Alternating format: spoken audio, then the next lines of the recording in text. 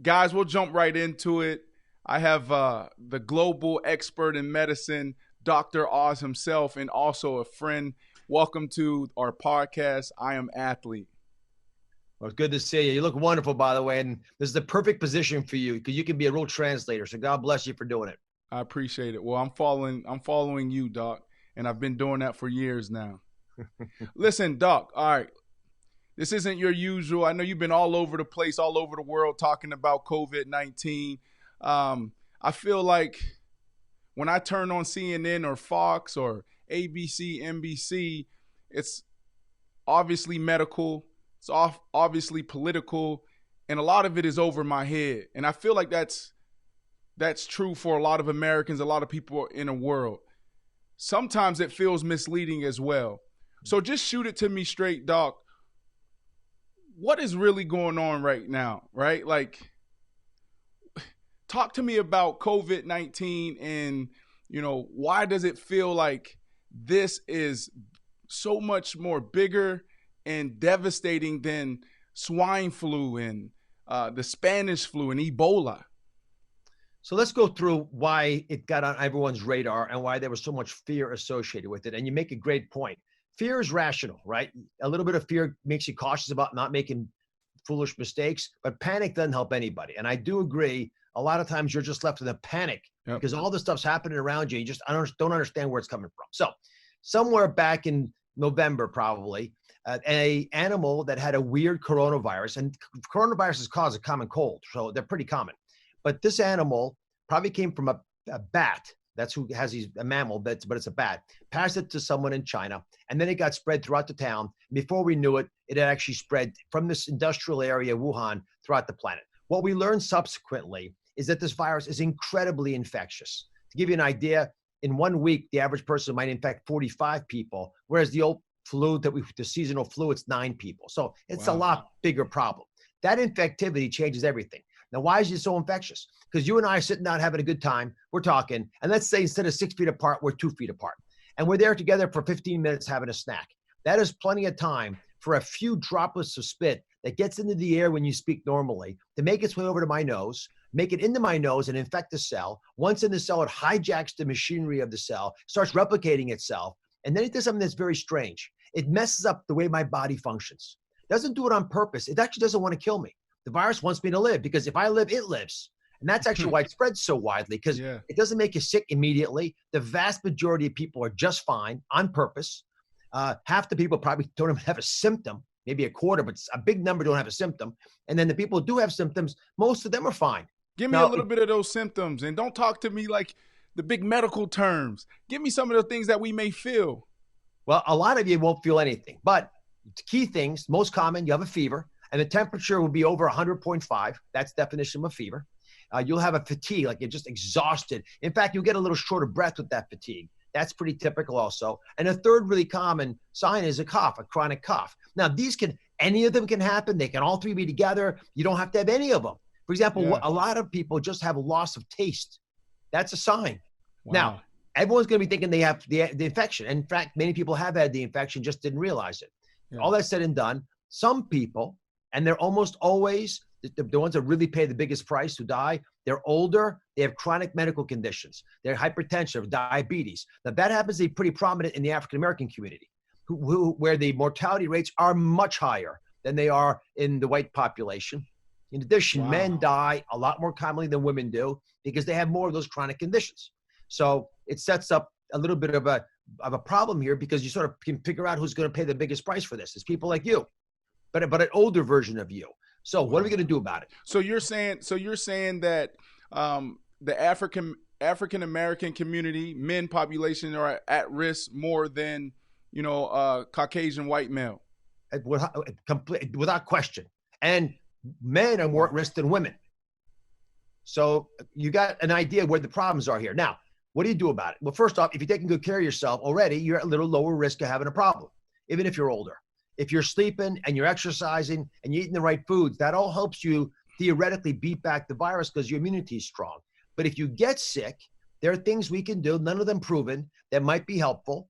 And those are ideas that doctors now are getting more comfortable with, but those trials are ongoing.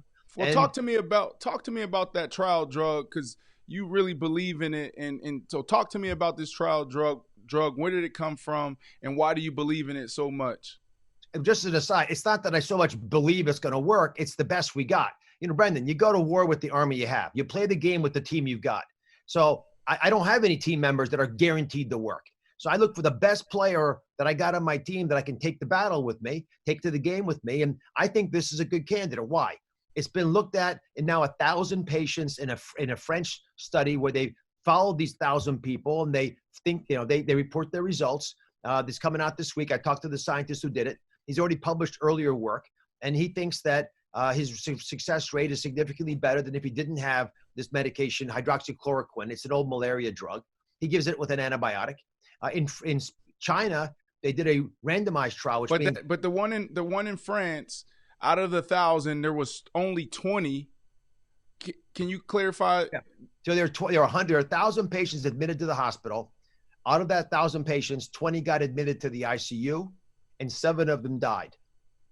Now, if that's all correct, and he hasn't published that yet, but it's coming out this week, that's a pretty good result. Yeah. But most doctors will say, wait a minute, we got to have a blinded study, a randomized trial where half get it and half don't. I know it's hard to do. The guy in France says it's unethical, but it's not proven, so we got to do it. So in China, they did it. Half the people got it, half didn't get it. The people who got it did better. They had less fever, less cough, and less pneumonia. And so those are kinds of things you want to see. So it doesn't guarantee it. It was a small trial. So we're doing bigger trials here in the United States. I'm optimistic that we'll get data back, but it's going to take a while. And whether it works or not, we're going to learn a lot about it. I also don't think it's a dangerous drug to give because it's been used for hundreds of thousands of lupus patients every year for a long time. The drug was approved in 1955. So could it have side effects? Of course, your doctor's going to tell you about them, but it's not a dangerous drug. And people should be comfortable if your doctor recommends it to try it. Now, in addition to that, some doctors are saying, well, add antibiotics to it or add zinc to it. There's lots of theories here, but these are all pretty easy things to do, not a big risk to doing it. And you don't want to use it unless you're doing poorly. But if you're struggling with the virus and you're having issues and people are getting worried about you might need to go to the hospital if it keeps getting worse, I think it makes sense to try these if your doctor thinks it's sensible. Yeah, and they're saying that the worst is yet to come, right? Is that true? I don't know, Brendan. I think we're near the worst right now. This week and next week will be the worst. And then hopefully in New York New York's a little bit ahead of everybody else. We got the disease worse and earlier, international city. So hopefully our disease problems is to be stable for a while. Then it'll start to go down. The rest of the country maybe is a week behind us. But by May 1st, most of the country should feel comfortable that we're headed in the right direction. And then, this is the big issue, Brendan, then what are we going to do? So once you've had the treatment, which is like surgery, right? We basically pulled the emergency brake and stopped everything. Then what are we going to do? How are we going to reopen the country? And I got to say, as a heart surgeon, I don't transfer people home from the OR. They got to go to the recovery room first. And the recovery room is going to be critical here. If you don't manage it right, we're going to be right back in the operating room. What do you mean? What? I mean, it's a cold. It's a virus, right? Those flu symptoms. What do you mean recover? Well, those patients who've had it will get better or not, and they'll be done. But most of the population hasn't been infected.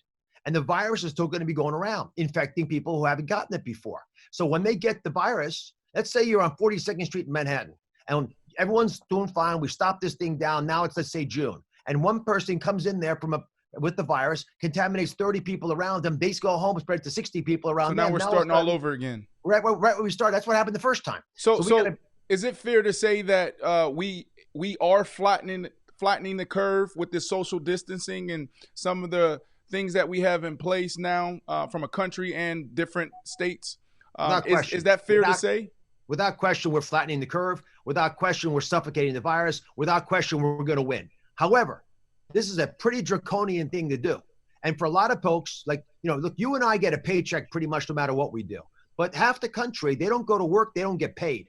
And that's what we've done to a lot of Americans, right? Unemployment numbers, we're in the tens of millions now. So we're going to have to figure out a way of letting people make a living at the same time, not letting people die. And the people most at risk are the folks who have to go to work to make a living. So they're exposing themselves to the virus. So we got to be smart. That, Dr. Oz, that's the saddest thing, right? You talk about you and I, you were still getting paid. All right. And I know we're wrapping up in a few minutes.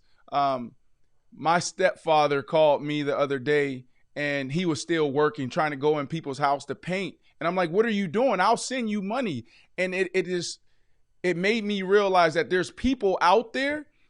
It doesn't matter how severe COVID-19 is. In their head, it's still life or death. I have to work. And that is the saddest thing that's happening in our country right now. Yep. And that's why these decisions that are being made primarily by people who get a paycheck no matter what happens, but disproportionately affect people who don't, have got to be weighed carefully. And listen, I'm a doctor. I'm always going to put health first. And I don't want anyone to die. But there's going to be some decisions that political leaders are going to have to make and that the rest of the population is going to have to wrestle with. Now, personally, I think we can do both. I think we can eat our cake and have it too. Why? Because I think we can do this program like the Germans do. It's called a hammer and dance. It's like whack-a-mole. As soon as you see a little bit of an outbreak, you whack that thing. You go get the person who got sick, you take care of them, make sure they can go home or wherever they should go to be safe, but quarantined. You make sure all the people they've talked to get quarantined, even if you shut down an office of a company. And then after that, give it a week or two to heal, and then they'll go back to work again. Meanwhile, around them, people won't be infected because they went to the same bathroom. They did a study in China, and they saw that when an illness started on the 7th floor of a building, it all stayed in the same place because people worked together. But when they went to the bathroom, they infected people from another part of the floor. When they got in the elevator, they affected all the floors. New York City's got a lot of elevators. When I breathe in the elevator, I'm releasing virus. They can infect anybody who gets in the elevator, even after I get off. So we got to be smart about some of these fundamental decisions we're making, especially in the big cities, and work out the kinks in the smaller cities. All right, 2 more questions. Number 1, when is this going to be over? I think most of the country will feel like they can at least go to work in June. In May, a good part of it, but most of the country by June. But I think we're going to have to deal with repercussions like I was hinting at next winter when these viruses tend to swell and not travel as far in the summer, so they don't affect us as much. Plus, we're outdoors playing, so we're not as close to each other. But next winter, it's going to happen again. We got to be prepared for it. We're not going to have a vaccine. The only real way we're going to kill this thing is with vaccinating everybody. We won't have that for 15 months. Yeah. Doc, hey, it wouldn't be I Am Athlete if we didn't keep it real. All right. So I got to ask you one tough question. All right. Take it away. You're an advisor to President Trump. How do you think he's doing right now leading us through this COVID-19? Brendan, one of the biggest rumors out there is that I advise President Trump. I don't. So that's bad information on my part. But everyone thinks that's the case. I don't know. I joined the President's Council on Physical Fitness, which is a bunch of athletes, people Bill Belichick,